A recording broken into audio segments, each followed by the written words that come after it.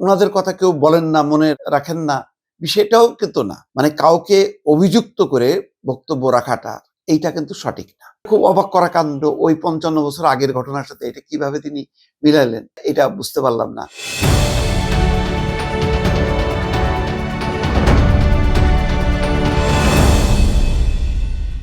কালকে রাতের বেলা একটা টকশো থেকে ফিরছিলাম মাছরাঙা টেলিভিশনে। সেখানে অনেক বিষয় আলোচনা হয়েছে। সেই বিষয়ের মধ্যে একটা আলোচনা বারবার আসছে, সেটা হচ্ছে তারেক রহমান সাংবাদিকদের সাথে যেই সৌজন্য সাক্ষাৎকারে মিলিত হয়েছিলেন বা শুভেচ্ছা বিনিময় সভায়, সেখানে আমার দেশ পত্রিকার সম্পাদক মাহমুদুর রহমান বক্তব্য রেখেছেন। তো সেখানে আমরাও আলোচনা করেছি। আমরা কি আলোচনা করেছি, তার বাইরে যখন কি আমি ফিরছিলাম শেষ করে, তো আমারই অত্যন্ত স্নেহভাজন মিরাজ হোসেন গাজী, বাংলা ভিশনে যিনি কর্মরত আছেন, তার একটা ভিডিও ক্লিপ বা ভিডিওটা তিনি আমাকে পাঠিয়েছেন। আমি একটু তার ভিডিওটা একটু দেখাই, একটু তারপর একটু কথা বলতে চাই। এখানে কি হয়েছে, আমার দেশের সম্পাদক মাহমুদুর রহমান সাহেবকেও এখন পর্যন্ত ছাড়ে না। আপনি ভুলে গেছেন, নাইলে আপনি অকৃতজ্ঞ বলেই আপনি এইভাবে করে প্রকাশ্যে বলতে পেরেছেন।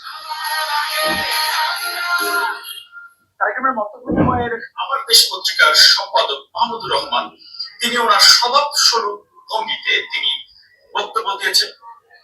তারেক রহমান, আপনি 17 বছর দেশে ছিলেন না, আপনি জানেন না এখানে কি হয়েছে। সেই মাহমুদুর রহমানের জবাবে তারেক রহমান খুবই বিনয়ের সঙ্গে বলেছেন যে দেশের মানুষের সাথে কি হয়েছে এখানে মাহমুদুর রহমান সাহেব বলেছেন একটি উদাহরণ দিয়ে।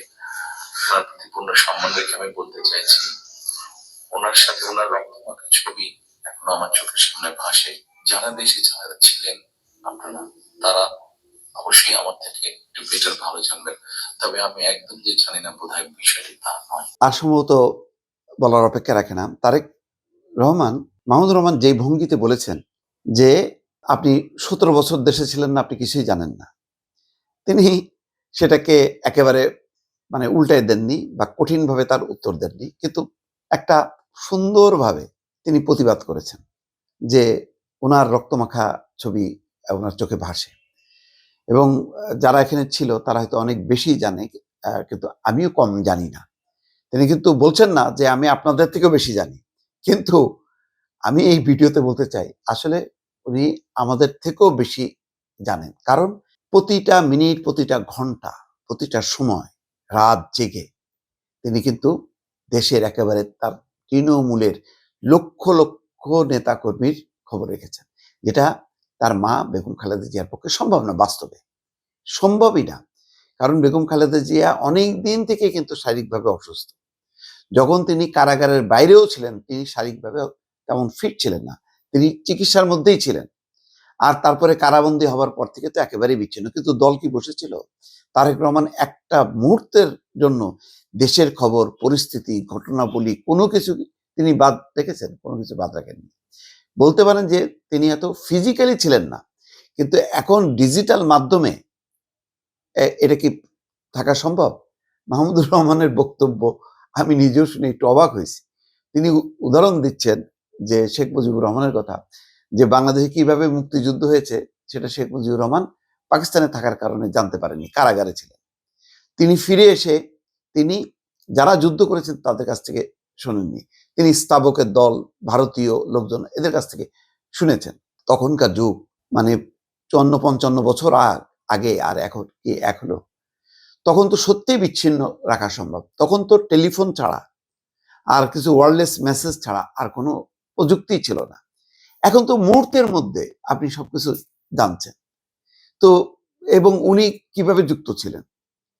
উনি বিশাল পর্দায়, উনাকে তো সবসময় সবাই দেখত যে উনি যুক্ত ছিলেন। হ্যাঁ, মাঝখানে নিষেধাজ্ঞার কারণে উনার ভাষণ বা বক্তব্য গণমাধ্যম প্রচার করতে পারতো না, কিন্তু উনি কি নেতা কর্মীদের সঙ্গে জুমে যুক্ত থাকতেন না প্রায়, এবং ওই সেট আপটাই তো ছিল। তো এটা খুব অবাক করা কাণ্ড, ওই 55 বছর আগের ঘটনার সাথে এটা কিভাবে তিনি মিলাইলেন এটা বুঝতে পারলাম না। কোন ঘটনা উনি জানেন না, এটা আমি বুঝতে পারলাম না। তো যদি আবার যিনি বলছেন তিনি নিজেও তো দেশে ছিলেন লম্বা সময়, উনি যখন কি কারাগারে গেলেন, তারপরে কারাগার থেকে বের হয়ে তারপর যে তিনি যে তুরস্ক গেলেন, তুরস্কের যাই না তিনি সেখানকার ইমিগ্রান্ট বা নাগরিক কিনা এখন। তো তিনিও কিন্তু 5ই আগস্টের পর পরিবর্তনের পর এসছেন। তাহলে লম্বা সময় কিন্তু ওনারও গ্যাপ। তাহলে উনি গ্যাপ থাকলেও উনি যেমন তুরস্ক থেকে বাংলাদেশের ঘটনাবলী জেনেছেন, আর লন্ডন থেকে উনি আরো ভালোভাবে জেনেছেন, কারণ তারেক রহমান তো একা নন, তার পুরো টিম, লন্ডনে একটা টিম, ঢাকার হলো মানে বিস্তৃত টিম, মানে কার সাথে যোগাযোগ করেনি, দলের বাইরে প্রত্যেকটা নেতা কর্মীর সঙ্গে তিনি যোগাযোগ করেছেন। আমার মতন ক্ষুদ্র মানুষ আমার সঙ্গেও কথা বলেছেন। তাহলে বোঝেন, মানে এইভাবে উপস্থাপিত করাটা আমার মনে হয় যে এটা সঠিক হয়নি। এটা ওনার, আমি সমালোচনা করতে চাই না, কিন্তু যেটা একমত না সেই দ্বিমত প্রকাশ করার তো স্বাধীনতা নিশ্চয়ই আছেন, কারণ উনি নিজে এখন একটা গণমাধ্যমের সম্পাদক। সুতরাং উনি যেমন দ্বিমত প্রকাশ করবেন, আমিও তেমন দ্বিমত প্রকাশ করবো। আমার এটা দ্বিমত, এটা ওনাকে ব্যক্তিগতভাবে কোনো আঘাত করার বিষয় না। কারণ সেখানে ওনার এই বক্তব্যের পর আমি দেখলাম যে একদম পুরো মানে যারা সাংবাদিক ছিল, উপস্থিত যারা ছিল, সবার মধ্যে কিন্তু মিশ্র প্রতিক্রিয়া হয়েছে। এটা ভালোভাবে নেয়নি, এবং সাথে সাথেই কিন্তু অনেকেই তার বক্তব্যের মধ্যে কিন্তু এটার খণ্ডন করার চেষ্টা করা হয়েছে। এটা তো রীতিমতো এক ধরনের অপমানজনক বিষয় তারেক রহমানের জন্য, যে তিনি কিছুই জানেন না, তিনি আসার পর যে তার অনুগত যারা তাদের কাছ থেকে শুনেছেন, এই জন্য তিনি সময় চান, তিনি 15 মিনিট সময় পেলে তিনি গত 50 বছরে মানে মিডিয়া সম্পর্কে বলতে চান, কিন্তু উনি শুরু করেছেন সম্পাদক হিসাবে, এটাও মাথা রাখা দরকার। আমার দেশের সম্পাদক হিসেবেই তিনি সাংবাদিকতা শুরু করেছেন, তারপরেও তিনি 50 বছরের সাংবাদিকতা তুলে ধরতে চান 15 মিনিটের মধ্যে। এটা ভালো, কিন্তু কথা হলো যে উনার কথা, শফিক রেহমানের কথা, রুহুল আমিন গাজীর কথা, তারপরে আবুল আসাদের কথা, এই কথাগুলো গত 3, 3.5, 4 বছর আমার এই মিডিয়াতে আমি অসংখ্যবার বলেছি। ওনাদের দৃশ্যগুলি আমার যেই কন্টেন্টের থামে প্রকাশ করেছি। তো ওনাদের কথা কেউ বলেন না, মনে রাখেন না, বিষয়টাও কিন্তু না। মানে কাউকে অভিযুক্ত করে বক্তব্য রাখাটা এইটা কিন্তু সঠিক না। সবসময় বক্তৃতা দিতে গেলেই এক পক্ষকে শত্রু ভাবতে হবে এবং সেখানে আঘাত করতে হবে, এই ধরনের অ্যাটিটিউডটা সম্ভবত পরিবর্তন হওয়া দরকার। তারেক রহমান নিজে দেখেন, লম্বা কথা বলতে পারতেন, তার মাকে কারা নির্যাতন করেছে, কারা এরকম পরিস্থিতির মধ্যে ফেলেছেন, এটা প্রতিটা বক্তব্যে তিনি বলতে পারেন না? পারেন তো, বলেন। তিনি শুধু বলেন আপনারা জানেন আমার মায়ের উপর কি হয়েছে, আপনারা জানেন আমার উপরে কি হয়েছে, আপনারা জানেন আমার ভাইয়ের উপর কি হয়েছে, আপনারা জানেন আমার লক্ষ লক্ষ নেতা কর্মীর উপর কি হয়েছে। কিন্তু এইটা বলে তিনি ওই আওয়ামী লীগের উপরে 1 ঘন্টা, আধা ঘন্টা বিষোদ্গার করতে পারেন না? পারেন তো। আগে তো ট্র্যাডিশন তাই ছিল।